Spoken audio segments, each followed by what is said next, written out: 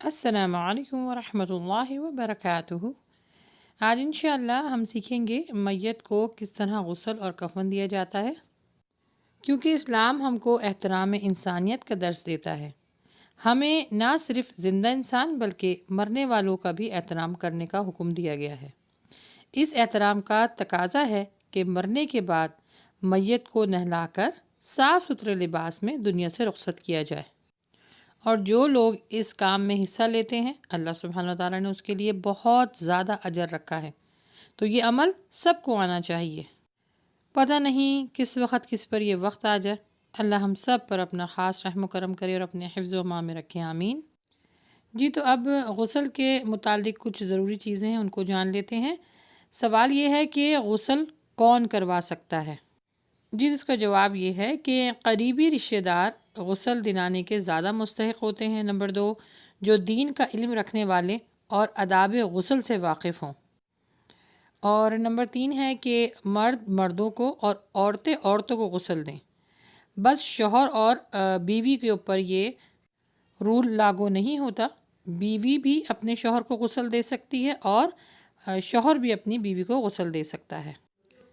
غسل دلواتے وقت میت کے پاس صرف وہی لوگ ہونے چاہیے جو اس کام میں ہاتھ بٹا سکیں۔ دوسرا یہ کہ میت میں کوئی اگر آپ کو کوئی عیب یا کوئی ناگوار چیز نظر آ جائے تو اس کی پردہ پوشی کرنا آپ کے اوپر ضروری ہے۔ اور آخر میں میت کو بغیر دستانوں کے براہ راست چھونا منع ہے۔ تو یہ تو کچھ چیزیں تھیں جو جاننا ضروری تھا۔ اب آئیے انشاءاللہ ہم جان لیتے ہیں کہ اس کا غسل کا طریقہ اور کفن بنانے کا طریقہ کیا ہے۔ جی تو شروع کرتے ہیں۔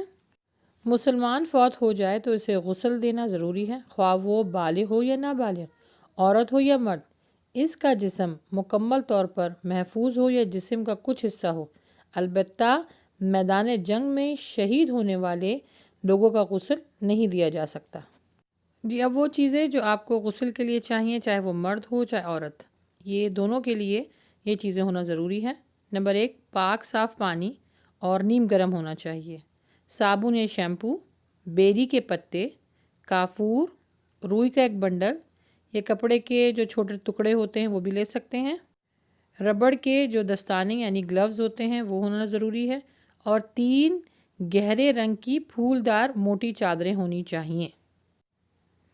اور اب دیکھ لیتے ہیں عورت کے کفن کے اجزاء۔ بڑی چادر، نمبر 2 انسلی قمیص، نمبر 3 تہبند، نمبر 4 سینہ بند، اور نمبر 5 سر کا رومال۔ تو خواتین کے لیے 5 کپڑوں کی ضرورت ہے اور مردوں کے لیے 3 کپڑوں کی ضرورت ہے۔ وہ یہ ہیں انسلی قمیص، تہبند اور لفافہ۔ اب مرد کا کفن بنانے کا طریقہ۔ عزائے بند کو تہمت بھی کہتے ہیں اور چادر بھی کہتے ہیں۔ اس کو بنانے کا طریقہ یہ ہے کہ میت کی قد کے برابر اس چادر کو کاٹ لیں۔ اب اس کے بعد قمیص کو کفنی بھی کہتے ہیں، یہ گردن سے لے کے گھٹنوں کے نیچے تک ہو اور آگے اور پیچھے دونوں طرف برابر ہو۔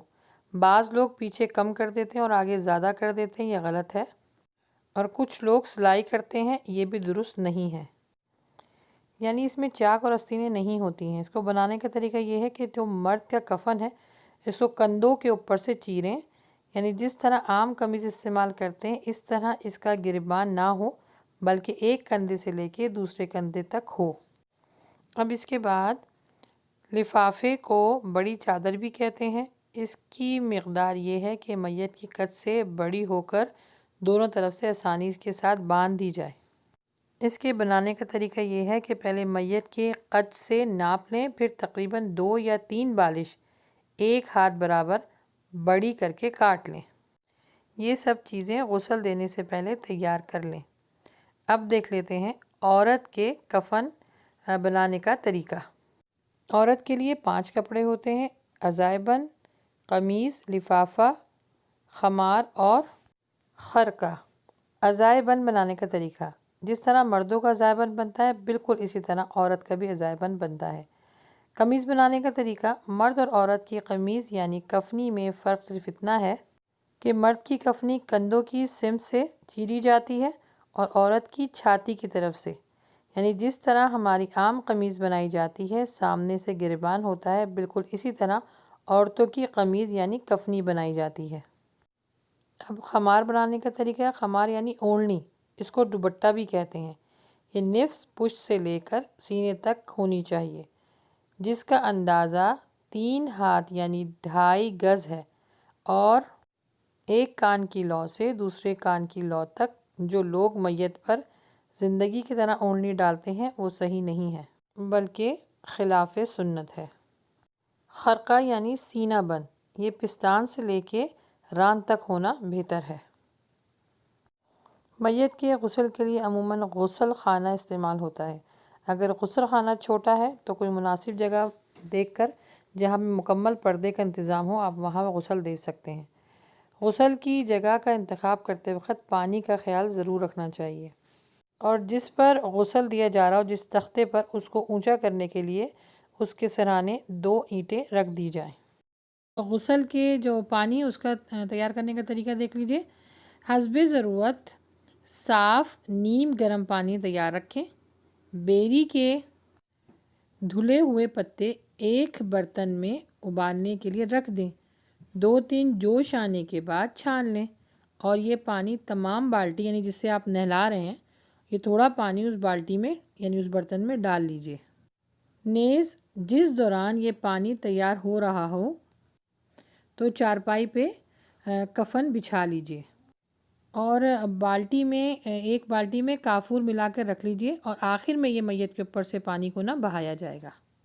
جی اب طریقہ دیکھ لیتے ہیں غسل دینے کا۔ میت کے نیچے کی چادر نکال دیں اور اس کے اوپر گہرے رنگ کی چادر ڈال دیں تاکہ گیلے ہونے پر پردہ ہی رہے میت کا۔ میت کے کپڑے آسانی سے نہ اتر سکیں تو احتیاط سے کاٹ لیں۔ ہاتھ میت کے کپڑے اور جسم کے درمیان رہیں۔ کینچی استعمال کریں، لیکن کوشش کریں کہ نوک دار نہ ہو، اور کپڑے اتارتے وقت جو اوپر ڈالی گئی چادر کو اس کے اوپر پڑے رہنے دیں تاکہ جو ہے وہ سطر کا خیال رکھا جائے۔ پھر میت کو تھوڑا سا بٹھائیں اور اطراف سے اس کا پیٹ ہلکا ہلکا دبائیں تاکہ جو نکلنا ہو وہ نکل جائے۔ پھر تھوڑا سا اس کو الٹ کر استنجا کروائیں۔ اس کے بعد طہارت کرانے کے لیے دستانے پہننا ضروری ہے۔ میت کے بائیں گھٹنا ہلکا سا اٹھا کر کپڑا یا روئی کی دھجیوں سے اچھی طرح طہارت دلوائیں اور مستقل پانی کو بہائیں۔ استعمال شدہ دستانے جو گلوز ہوتے ہیں ان کو اتار کر ٹوکری میں پھینک دیں اور دوسرے نئے دستانے چڑھا لیں۔ اب میت کو وضو کروائیں۔ وضو کروانے میں ہر عمل 3 دفعہ ہوگا۔ سیدھے ہاتھ کی طرف سے ہر چیز شروع کرنی ہوگی، یہ سنت طریقہ ہے، اور جو روئی اور کپڑا ہے اس کو گیلا کر کے ہونٹوں کے اندرونی حصہ اور دانتوں کو صاف کرنا ہوگا۔ جس طرح انسان دنیا میں وضو کرتا ہے بالکل ویسے ہی کرنا ہوگا۔ وضو کے بعد سر کو شیمپو یا صابن سے دھوئیں۔ پہلے دائیں جانب سے کروٹ دلا کر خوب اچھی طریقے سے اس کی پیٹھ اور اس کے پیچھے کا حصہ صاف کریں۔ یہی عمل بائیں طرف سے دہرائیں اور طاق تعداد میں پانی بہائیں، اور آخر میں کافور بھرا پانی میت پہ ڈال دیں۔ اوپر کی جو گیلی چادر ہے، خشک چادر ڈال کر گیلی چادر نیچے سے نکال لیں۔ اب تولیے سے جسم اور بالوں کو خشک کر لیں اور اس میں کنگھی کریں۔ چارپائی پہ 3 اس طرح پٹیاں بچھائیں جیسے پکچر میں دکھایا جا رہا ہے، کہ 2 جو ہے وہ کفن باندھنے کے لیے کام آئیں اور ایک جو بیچ والی ہے وہ قبر میں اتارنے کے لیے مددگار ثابت ہو۔ اب چارپائی پر پٹیوں کے اوپر بڑی سفید چادر ڈال دیں۔ اس کے بعد بڑی سفید چادر کے اوپر قمیض کا پچھلا حصہ طے کر کے سر کی جانب سے اکٹھا کر لیں۔ اس کے اوپر ناف سے پاؤں تک تہہ بند بچھا دیں۔ پھر سینہ بند گردن سے گھٹنوں تک بچھائیں۔ 2 افراد میت کے نیچے والی چادر کو سر اور پاؤں کی طرف سے پکڑیں۔ 2 مزید افراد چادر کے نیچے سے کمر کی جگہ تولیہ یا مضبوط کپڑا ڈال کر میت کو تختے سے چارپائی پر رکھنے میں مدد دیں جس پر کفن بچھا ہوا ہے۔ خیال رہے کہ بچھا ہوا کفن ہلے نہ، کیونکہ میت رکھنے کے بعد اس کو ٹھیک کرنا مشکل ہوگا۔ اب آخر میں اس کو کروٹ دلا کر چادر نکال لیں، اور اوپر کی چادر ابھی نہیں ہٹائی جائے گی۔ کیونکہ اس کے اندر سے ہی کفن پہنانے کا عمل جاری رہے گا۔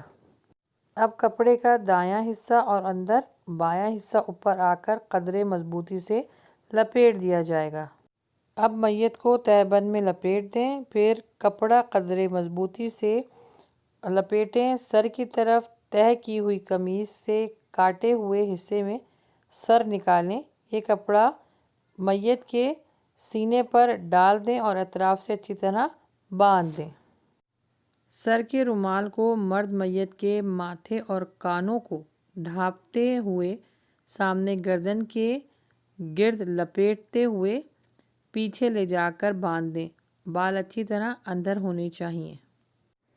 پردے کے لیے ڈالی گئی اوپر چادر کو ہٹا دیں اور کفن کی بڑی چادر لپیٹ کر سر، پاؤں اور کمر کی جو جگہ ہے وہاں سے پٹیوں کے ساتھ اچھی طرح سے باندھ دیں تاکہ قبر میں آسانی سے اتارا جا سکے، اور قبر میں ڈالنے کے بعد ان گراہوں کو کھول دیں۔ اب اس کے بعد میت کو غسل اور کفن پہنانے سے فارغ ہو کر وضو کر لیں، البتہ غسل کرنا جو ہے وہ مستحب ہے۔ یہ تھا میت کا غسل اور کفن کا مکمل طریقہ۔ اب کچھ چیزیں اور جان لیتے ہیں۔ بعض دفعہ ہنگامی حالات میں یہ سب اشیاء میسر اگر نہ ہوں تو میت کی ایسی حالت ہو کہ غسل نہ دے سکیں تو تیمم بھی کروایا جا سکتا ہے۔ مخصوص حالات میں اگر کپڑے کی کمی ہو اور افراد کی کمی ہو تو ایک کپڑا اور ایک شخص بھی غسل دے سکتا ہے اور ایک کپڑے میں دفنا سکتے ہیں۔